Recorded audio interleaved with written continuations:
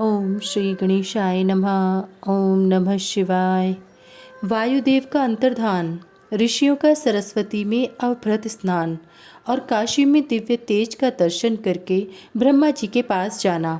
ब्रह्मा जी का उन्हें सिद्धि प्राप्ति की सूचना देकर मेरु के कुमार शिखर पर भेजना। सूची कहते हैं, इस प्रकार क्रोध को जीतने वाले उपमन्यु से यदुकुल नंदन श्री कृष्ण ने जो ज्ञान योग प्राप्त किया था, उसका प्रणत भाव से बैठे हुए उन मुनियों को उपदेश देकर आत्मदर्शी वायुदेव सायंकाल आकाश में अंतर्ध्यान हो गए। तदंतर प्रातःकाल नैमिषारण्य के समस्त तपस्वी मुनि सत्र के अंत में अवभृत स्नान करने को उद्यत हुए। उस समय ब्रह्मा जी के आदेश से साक्षात सरस्वती देवी स्वादिष्ट जल से भरी हुई स्वच्छ सुंदर नदी के रूप में वहां बहने लगी। सरस्वती नदी को उपस्थित देख मुनि मन ही मन बड़े प्रसन्न हुए। उन्होंने संत समाप्त करके उसमें अवगाहन स्नान आरंभ किया। उस नदी के मंगलमय जल से देवता आदि का तर्पण करके पूर्व वृतांत का स्मरण करते हुए वे सब के सब वाराणसीपुरी की ओर चल दिए। उस समय हिमालय के चरणों से निकलकर दक्षिण की ओर बहने वाली भागीरथी का दर्शन करके उन ऋषियों ने उसमें स्नान किया और भागीरथी के ही किनारे का मार्ग पकड़कर वे आगे बढ़े। तदंतर वाराणसी में पहुंचकर उन सबको बड़ी प्रसन्नता हुई। वहां उत्तर वाहिनी गंगा में स्नान करके उन्होंने अविमुक्तेश्वर लिंग का दर्शन करके और विधिपूर्वक पूजन किया। पूजन करके जब वे चलने को उद्यत हुए, तब उन्होंने आकाश में एक दिव्य और परम अद्भुत प्रकाशमान तेज देखा, जो करोड़ों सूर्यों के समान जान पड़ता था। उसने अपनी प्रभा के प्रसार से संपूर्ण दिगंत को व्याप्त कर लिया था। तदंतर जिन्होंने अपने शरीर में भस्म लगा रखा था, वे सैकड़ों सिद्ध पाशुपत मुनि निकट जाकर उस तेज में लीन हो गए। उन तपस्वी महात्माओं के इस प्रकार लीन हो जाने पर वह तेज तत्काल अदृश्य हो गया। वह एक अद्भुत सी घटना घटित हुई। उस महान आश्चर्य को देखकर वे नैमिषारण्य के निवासी महर्षि यह क्या है, इस बात को न जानते हुए ब्रह्मवन को चले गए। इनके जाने से पहले ही लोक पावन पवन देव वहां जा पहुँचे।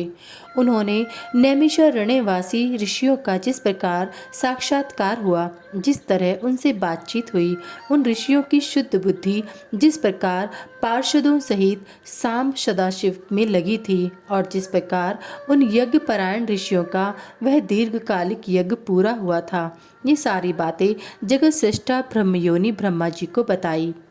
फिर अपने कार्य के लिए उनसे आज्ञा ले वे अपने नगर को चले गए।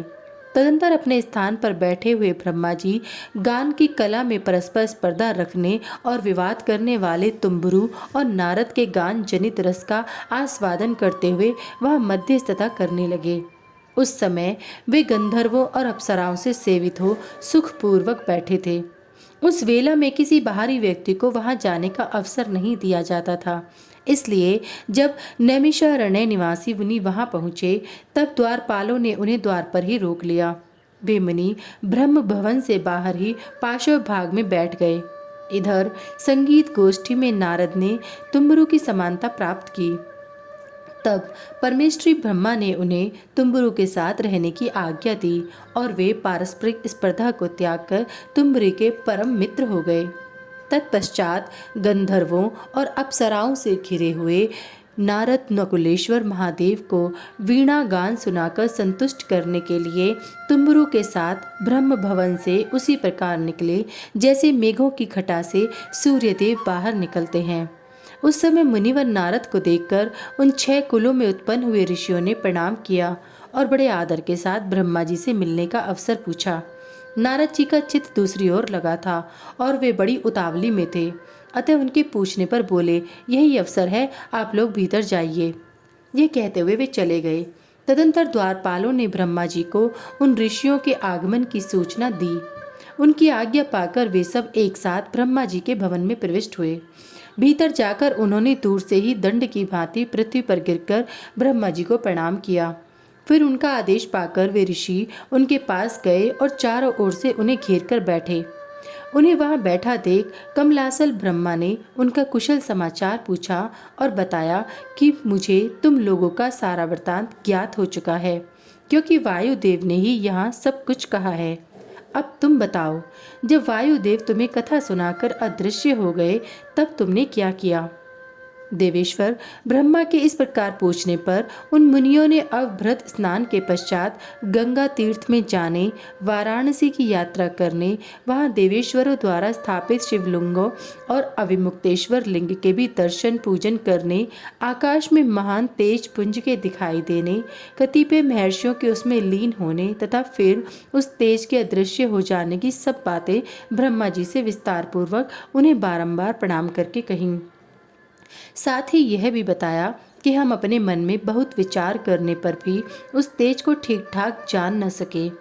मुनियों का कथन सुनकर विश्वस्रष्टा चतुर्मुख ब्रह्मा ने किंचित सिर हिलाकर गंभीर वाणी में कहा, महर्षियों, तुम्हें परम उत्तम पारलौकिक सिद्धि प्राप्त होने का अवसर आ रहा है। तुमने दीर्घकालिक सत्र द्वारा चिरकाल तक प्रभु की आराधना की है, इसलिए वे प्रसन्न होकर तुम लोगों पर कृपा करने को उत्सुक है। उस तेज पुंज के दर्शन की जो घटना घटित हुई है उससे यही बात सूचित होती है। तुमने वाराणसी में आकाश के भीतर जो दीप्तिमान दिव्य तेज देखा था वह साक्षात ज्योतिर्मय लिंग ही था। उसे महेश्वर का उत्कृष्ट तेज समझो। उस तेज में श्रौत और पाशुपत व्रत का पालन करने वाले मुनि जो स्वधर्म में पूर्णतः निष्ठा रखने वाले थे और अपने पापों को दग्ध कर चुके थे, लीन हुए हैं। लीन होकर वे स्वस्थ एवं मुक्त हो गए हैं। इसी मार्ग से तुम्हें भी शीघ्र ही मुक्ति प्राप्त होने वाली है। तुम्हारे देखे हुए उस तेज से यही बात सूचित होती है। तुम्हारे लिए यह वही समय दैववश स्वयं उपस्थित हो गया है। तुम मेरु पर्वत के दक्षिण शिखर पर जहाँ देवता रहते हैं जाओ। वहीं मेरे पुत्र सनत कुमार जो उत्कृष्ट मुनि हैं निवास करते हैं। वे वहां साक्षात भूतनाथ नंदी के आगमन की प्रतीक्षा में हैं। पूर्व काल की बात है, सनत कुमार अज्ञानवश अपने को सब योगियों का शिरोमणि मानने लगे थे, इसलिए दुर्विनीत हो गए थे। यही कारण है कि उन्होंने किसी समय परमेश्वर शिव को सामने देखकर भी उनके लिए उचित अभ्युत्थान आदि सत्कार नहीं किया। वे अपने स्थान पर निर्भय बैठे रहे। उनके इस अपराध से कुपित हो नंदी ने उन्हें बहुत बड़ा ऊंट बना दिया। तब उनके लिए मुझे बड़ा शोक हुआ और मैंने दीर्घ काल तक महादेव और महादेवी की उपासना करके नंदी से भी बड़ा अनुनय विनय किया। इस प्रकार प्रयत्न करके किसी तरह उनको ऊंट की योनि से छुटकारा दिलाया और उन्हें पूर्ववत सनत कुमार रूप की प्राप्ति कराई। उस समय महादेव जी ने मुस्कुराते हुए से अपने गणाध्यक्ष नंदी से कहा, अनग, सनत कुमार मुनि ने मेरी ही अवहेलना करके अपना वैसा अहंकार प्रकट किया था, अतः तुम ही उनको मेरे यथार्थ स्वरूप का उपदेश दो। ब्रह्मा का ज्येष्ठ पुत्र मूढ़ की भांति मेरा स्मरण कर रहा है, अतः मैंने ही उसको तुम्हें शिष्य के रूप में दिया है। तुमसे उपदेश पाकर वह मेरे ज्ञान का प्रवर्तक होगा और वही तुम्हारा धर्माध्यक्ष के पद पर अभिषेक करेगा। महादेव जी के ऐसा कहने पर समस्त भूतगणों के अध्यक्ष नंद ने प्रातःकाल मस्तक झुकाकर स्वामी की वह आज्ञा शोधार्य की तथा सनत कुमार भी मेरी आज्ञा से इस गणराज नंदी को प्रसन्न करने के लिए मेरे ऊपर दुष्कर तपस्या कर रहे हैं। गणाध्यक्ष नंदी के समागम से पहले ही तुम लोग सनत कुमार से मिलो, क्योंकि उन पर कृपा करने के लिए नंदी शीघ्र ही वहां आएंगे। विश्व योनि ब्रह्मा के इस प्रकार शीघ्र आदेश पाकर भेजने पर वे मुनि मेरु पर्वत के दक्षिणवर्ती कुमार शिखर पर गए। अध्याय 40 समाप्त। सभी वेद और पुराण सुनने के लिए हमारे इस चैनल को सब्सक्राइब करें और सभी वीडियो को लाइक करें।